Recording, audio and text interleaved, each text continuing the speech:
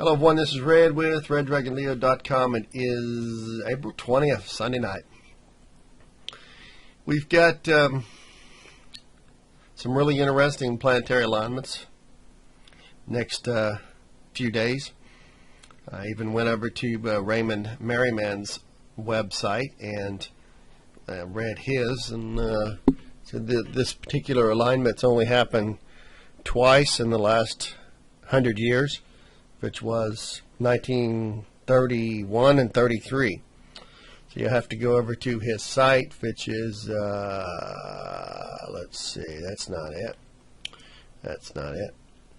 Anyway, it's on my blog here. Let me see if I can find it. But anyway, listed on my blog, you'll see, I don't know where that link is.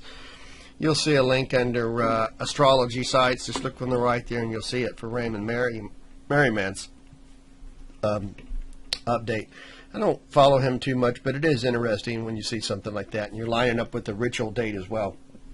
The fact that April 22nd turns out to add up to be a 33, and then also the 22nd itself is a master number, so on a daily basis that's an 11 date, and when you add up all the digits it's also an 11 date because it's 33, so that's kind of like a yearly 11. And the last time we had that was last year on May the 6th, which was right here.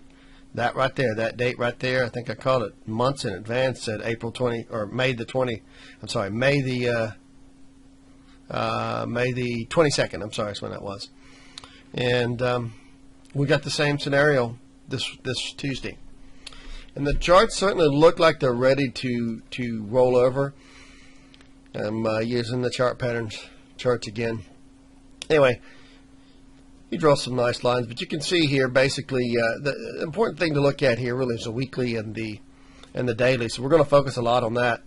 The daily here has went all the way down into bear territory and come back up to just above the 50 line on the RSI, the Relative Strength Index. Tells you it's weakening. There's no question about it. It's been up here in this overbought territory for a long time, and now it's getting very, very weak, and it's nowhere near oversold yet. It is not oversold. It has not made it down to 30 yet. And see, each time it's went down to close to 30 before it actually turned back up, and it got deeper on this one than it did these others, so the correction was deeper. So everything points to this going up a little bit Monday, Tuesday. Monday might even be a little bit of a down day, possibly, and then or a flat day, but it is light volume, so you kind of have to lean towards your bull side. But the charts say it could actually go up here by the end of the day, go up a little bit. And again, we're looking at something like this right here. See how they got one, two bars above. I'm not looking for anything massive like this big histogram bar right here, this mountain of histogram bars. I'm looking for something small. Really am looking for something small, a couple days up and then back down again. So by the time this gets up to the 50 line, maybe a little bit higher, maybe up to that date, maybe right to that point, same scenario. I'm looking for it to roll over on a daily chart. 60-minute chart, of course, it tells the story how bearish. I'm sorry, it's the daily chart again. The rate of change, that's very important. You can see here we're down to 0, and we are basically in bear territory right now. And so I just don't think it's got the mojo to get up there and do it again. Janet Yellen now took out some more money the last Fed meeting. They're continuing to withdraw money. Without that money in the market, it's just going to be very difficult for it to have a reason to rally. So you got to think about that. I mean, that's 3 times that they've taken out $10 billion. So I guess it's down to $55 billion. I didn't check to see how much she took out, but I guess that's what it was. But regardless, they're continuing to take money out of the system. So you can see the same kind of chart right here on the daily of this, just a different look. Let's look at a 60-minute chart. 60-minute chart, as you can see, it's overbought here on the shorter term. No, that's not even the shorter term. I guess that's the longer term as well. But it's overbought there, as you can see, and it could go a little higher. Over here, it's still oversold. But again, if it worked out to where it worked its way up to 0 between tomorrow, Monday, and Tuesday. If it worked its way up to zero and got nice and overbought, that would kind of coincide with what I'm thinking.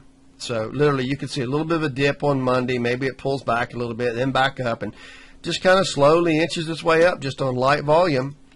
And here's another view of it. So basically, you could see it kind of like pop up in the morning, maybe hit a little bit, a few bars higher, then roll back over, circle, and then maybe go below zero at some point tomorrow, then back up.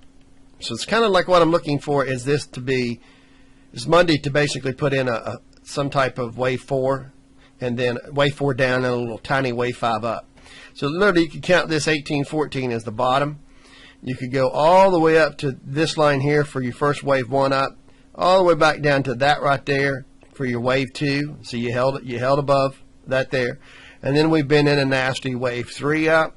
So if we have a little wave 4 down on Monday at some point, then recycle back up and put in your final 5th wave up. I do not know where it's going to go. Maybe it clears this 1872. I don't know.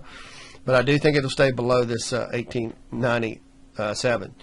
But I think Tuesday is going to be your day. You're going to dip down, come back up, put in a lower tower on the 60-minute chart, and then you're going to start falling down. This would allow this again to kind of make it up to zero if things go as the way I'm thinking they're going to go. And again, this here on the daily chart stays kind of in that same area right there, not really gaining a whole lot. I'm not expecting to gain a lot, just somewhere choppy in that area until it starts to roll over. The weekly chart is really the one you want to focus on here. We've had a strong week up here on the weekly chart, so I'm not expecting this week. I don't think this week they're going to let it break 1800. If anything, they might let it rest right on there. So maybe this was the big rally up. So, and then we come back down and again stay. I think this week we'll end up staying above the 1800. I'm just guessing on that. I mean, they might carry it out to the next week, but especially since it's coming back off a holiday weekend. But do keep in mind, once this line breaks, whether it breaks this coming Friday for this weekly, or whether it carries into the next week, you know how they like to trick people. So probably the situation they'll do is rest it right on the line and not let you figure out which direction it's going to go. Maybe you go down, you hit the line, come back up off of it a little bit by Friday's close. I don't know how they're going to play it out, but I am looking for that to break, and then we're going to drop hard. You can basically see here on the weekly chart, what you're seeing here is the negative divergence is it's just getting weaker and weaker and finally going down here, and it's just not gaining much more momentum to the upside each time. So you can see how it just chopped sideways forever and finally dipped down, sold off a little bit, and then tried back again, and really has not gained a lot of ground as it just went down, down, down, and getting much weaker. So. And then here on the weekly chart, you can see the same thing. It's acting like it's wanting to curl up, but that's hard to do when you're still up here in the 40 range, the 35 to 40 range for this MACD, and it's just so overbought at this level. I think it's going to continue down, and then continue going into negative territory. And I think this is going to continue down, hitting 50 and. We'll see from there if it breaks on and goes to 20. It just depends on how deep this goes. But you can clearly see that this thing is ready to roll over and go down. I mean, it really is. It struggled to get up to this level right here, and it did not even go positive, and it stayed below the zero the entire time. The last time here, it actually stayed positive, or it went positive, then it dropped back down. So you can see how it did it right there. And we're just not getting that here. Here on this sell-off here, it come up here and put in some nice big bars here and stayed positive. And then the same thing here. It came up and stayed positive and went positive. What you'll notice is though that when it came up from this level, look at where it was at. It was down here at I don't know, that might have been 10, positive 10 or something, and went up. And then same thing here. When it finally went up, it was probably maybe to positive, I don't know, 10 roughly, before it started gaining momentum. Here we're setting up here at 35 to 40. So it hasn't sold off enough for this thing to curl back up and to really go positive. It really indicates to me very strongly that this thing is going to continue down, and this will continue down. The daily chart agrees with it. Everything agrees with it. And once this line breaks, once the line breaks, whether it happens this week or the following week, I don't know. But once it breaks, it's going to get ugly. It's going to carry right into May. And if all goes well, May is going to be a nasty month. And so I'm definitely looking for us to hit that level, and I'm actually looking for that to break and to continue lower. So everything to me basically tells me, you want to go short term. Short term, you can see 30-minute chart, everything, probably a little bit up in the morning or something, or it's just hard to tell in the morning, what they're going to do. But whatever they do in the morning, at some point this is probably going to pull back down for a wave 4 sometime Monday, and then a wave 5 back up on Tuesday to complete this whole pattern. And again, I'm counting this low right here is the start of wave 1, and inside that wave 1 it goes A, B, C. That's your wave 1 right there from 1814 to 1843. And then from there you're back down to a wave 2 to hit this 1816. And then from here you've hit a wave 3 to hit this 1869. And I'm just looking for a little wave 4 down, most likely Monday, and then again back up for a wave 5.